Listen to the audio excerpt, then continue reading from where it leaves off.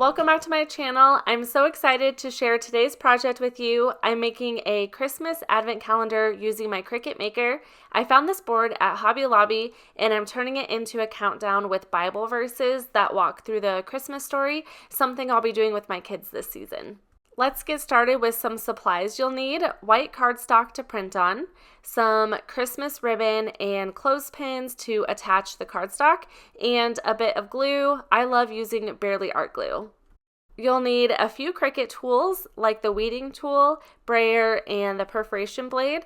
The perforation blade is for Cricut Maker machines only, but you can still make this just a little differently. You could place the verse on the back of the cardstock. Another idea, you can do fun Christmas activities. We did that last year instead of Bible verses, and that works too. I'll have the project supplies linked in my description box, and let's get into the video. First, what I'm going to do is grab a square under the shapes. I am going to change this to white since I'm going to be printing this, so you want it to be the color that you're printing it. For my measurements, I decided to go with 1.75 for my width and 3.5 for my height.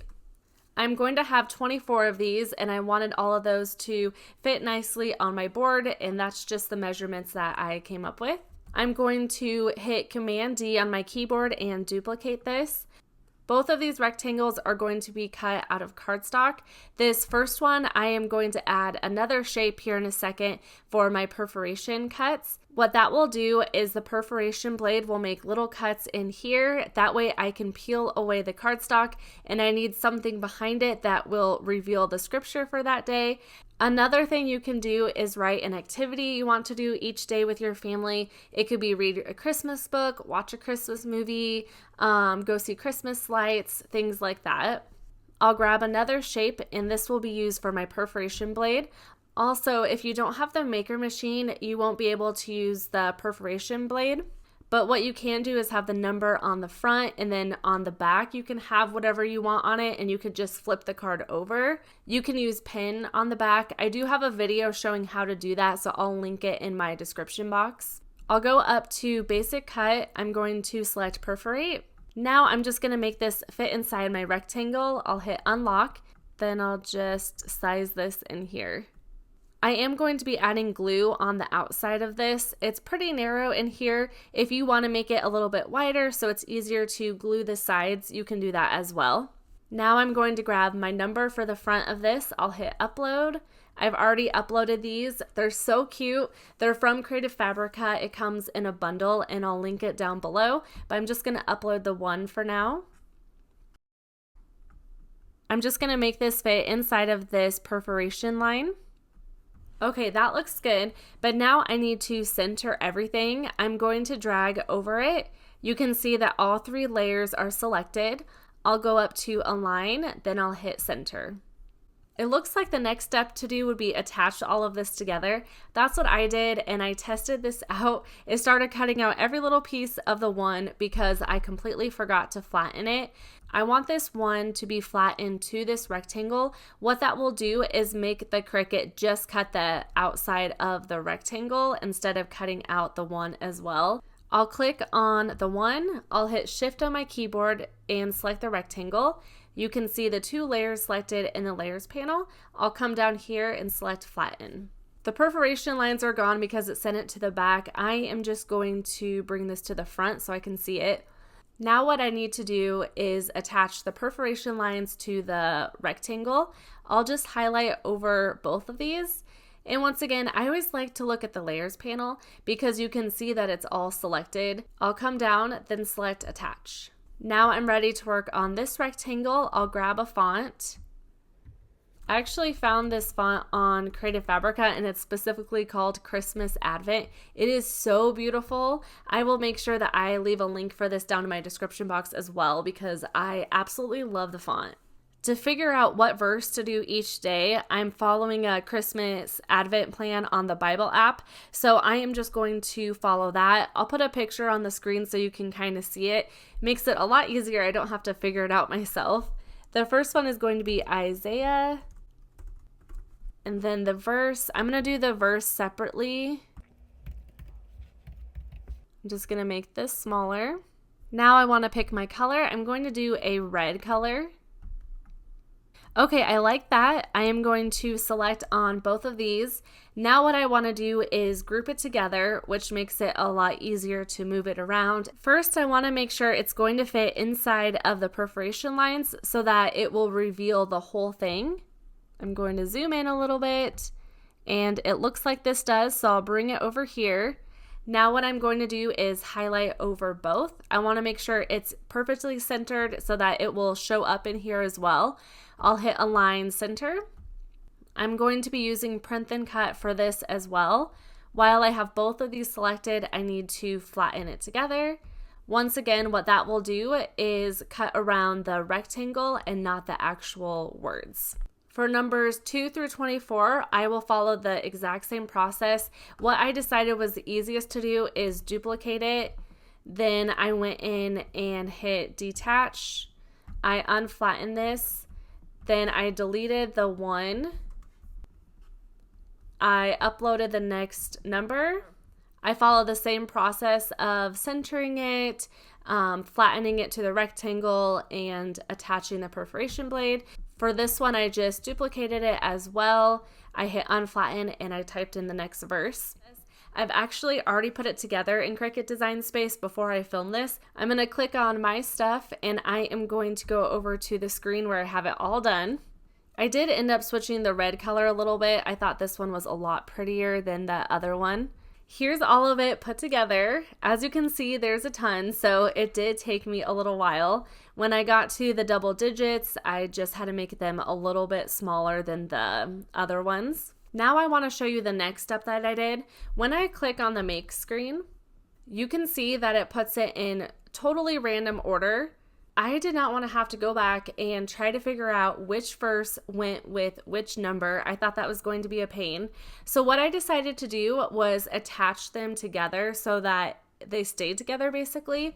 Sometimes I struggle with attaching it to make sure it will fit on the parameters of Print Then Cut. But what I did is I took a look at how they set it up in Cricut here. It might be easier to look at this one. There's 2 rows of 3 going across, and then there's 1 flipped. They all look exactly like that. So that is how I am going to attach them in Cricut Design Space. What I decided to do was bring this over. I'm going to bring 3 together. And then for this one, I'm going to turn it. I like to hit Shift on my keyboard, then start turning it. Once I have all of those lined up, I drag my mouse over everything, then I hit attach. Then I follow the exact same process for all of these. It ends up being 7 pages. But what I'm gonna do is go to my stuff again. I have another project where it's all attached. I'll hit customize. Okay, so I have this attached, and then I just went in and followed the exact same process for all of those. I hope I didn't go through that too quickly. If you have any questions, let me know in the comment box below. Now I'm ready to hit make. One thing it does do is it doesn't put like number 1, 2, 3 in order, but this is still going to make it so much easier to figure out what lines up with what. I'll hit continue. First, what it's going to do is it's going to print out everything on this sheet.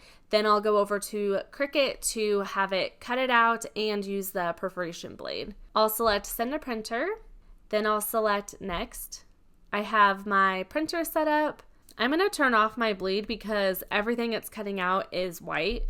I'm going to turn on my use system dialog. Then I'll select print.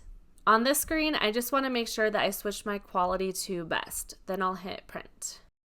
All you need is a regular inkjet printer to print this on. I'm using an Epson Workforce.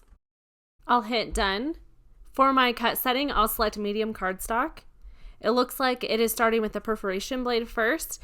It's really nice. Each blade has a number, which makes it so much easier to figure out which one is which. So I will load that into my Cricut machine first. I place my paper in the top left corner of the mat. What's nice is Cricut did an update and has a little tiny arrow that shows which side is supposed to go on the top.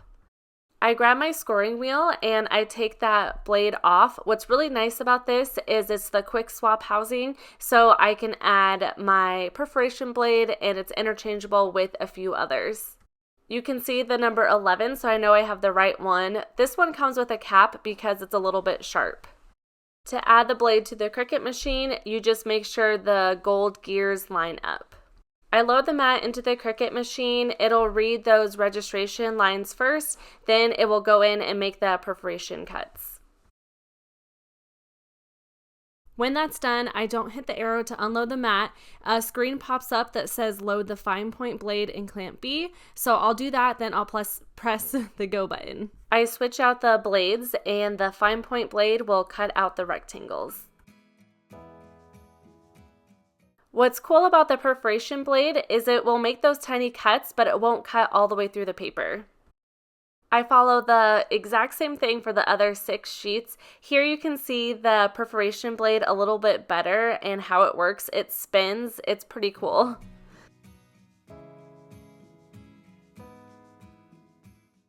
They are all cut out and looking so neat. Now I'm ready to glue these. I love the Barely Art glue like I already said, and I think there's even a finer tip that you can add to it, but I for sure have lost that. It's really cool, but here you can see I'm gluing. I put a little too much glue on the bottom there, but it makes it easy to glue the narrow edges on the side. I use my tweezers to add the cardstock together, and honestly, I don't think that really helped. I was thinking that it would help make it lined up evenly, but I used it without it and it worked perfectly fine too. I'll show me adding just one more. You just want to be careful when adding the glue that you don't put it over those perforation lines. Here's what these look like all done, and I'm going to arrange them on the board. I'm curious what Christmas advent calendars do you guys like to do? We have done Lego ones in the past. They usually go on sale around Black Friday, and my son and husband love doing those.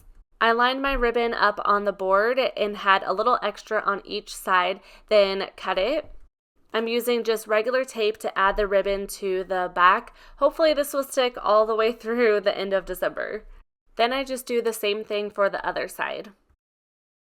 I open up my clothespins and I use those to attach the cardstock to the ribbon. When adding my next ribbon, I decided to twist it a little bit. I just like the way that looked a little bit better. I do the same thing all the way down. When I finished, I realized it wasn't exactly even on the board, so I had to adjust it a little bit by moving the ribbon and tape down. I cut out an extra one so I can give you an example of how it works. You're going to want to use a weeding tool, otherwise it's hard to peel it, and I struggled with the top. It was getting a little stuck, so I went to the bottom corner and that peeled it up perfectly. So just an FYI, if you're making this especially for someone else, you might need a tool like that to open it. Here's a final look at it. What do you guys think? I absolutely love it, and I'm really excited to do this over the Christmas season. Thank you so much for watching. I would love it if you subscribe to my channel if you are new.